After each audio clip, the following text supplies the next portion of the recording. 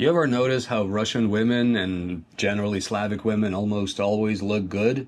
So that's what we're gonna do is what's the deal with Russian women always dressing up? That's our question for this day, and I think it's best to let the woman answer that one for the No, let's discuss the topic because I'm interested in what's your point of view here. I mean, first of all, is just looking good as part of the Russian culture is just good looks are valued. It's kind of like a sign of self-respect, no matter, I mean, depends on your environment, of course, but that's part of it.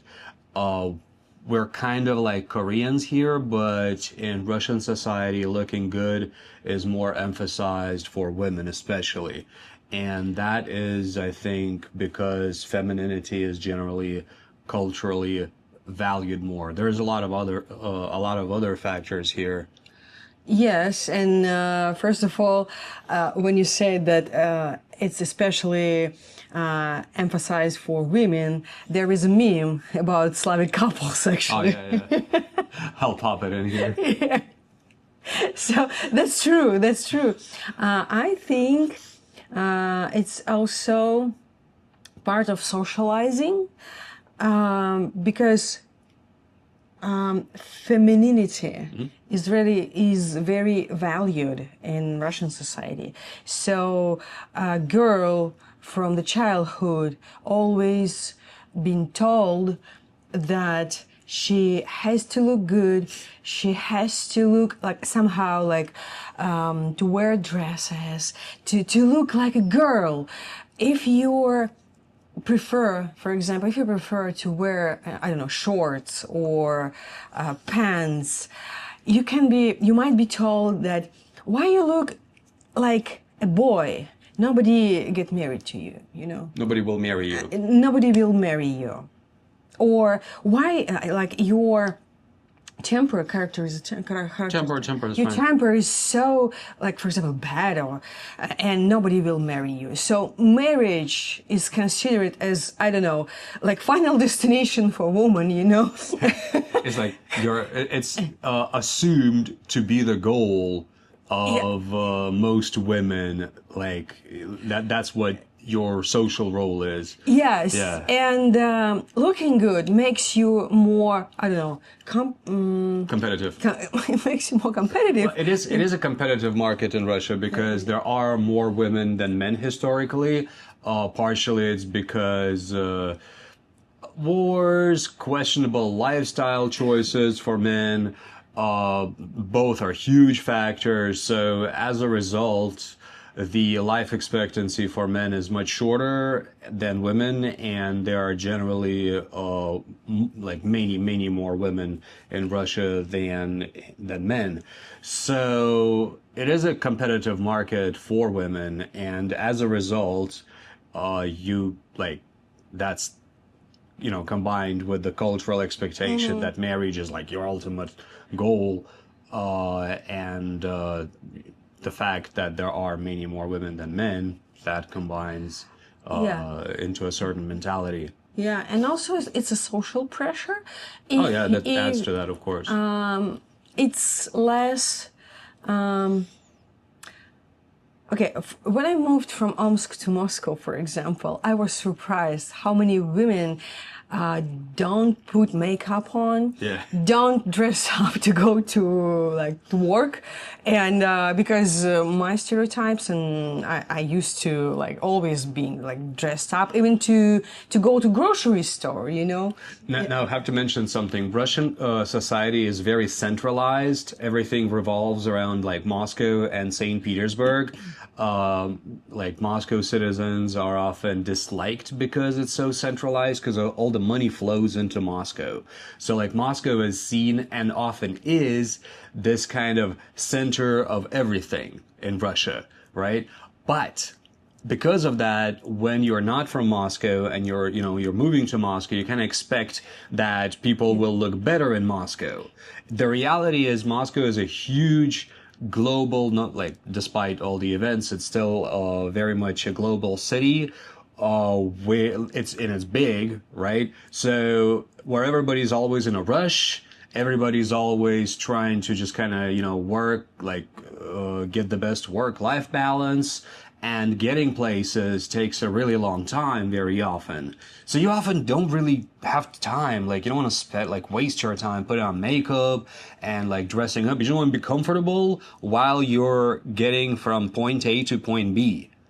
And it's like comfort is more emphasized But still, in a huge city like that. I didn't let myself to go out without like makeup on, for example. Go out not for a grocery store, of course, but go out for dinner, for example, or for work. While in, I was going to finish, while in smaller cities, right, Yeah. that's not such an issue. So it's like a lot more normal to put makeup on while you're taking out garbage, Yes. for example. Yes, So- or yeah. to put on like everything best, I say. You Yeah, know? like all the best clothing just to go grocery shopping, because there is less to do.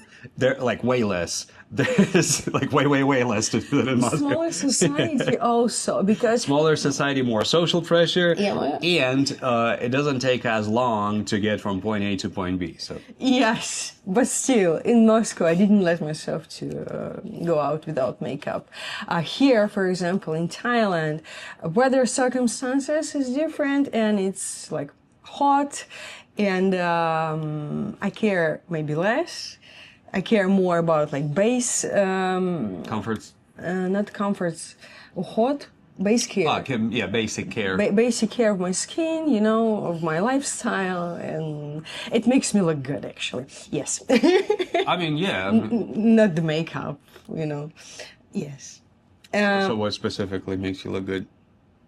Healthy lifestyle, There you go. good food, and A also lot of fruit. a lot of- A lot of fruit.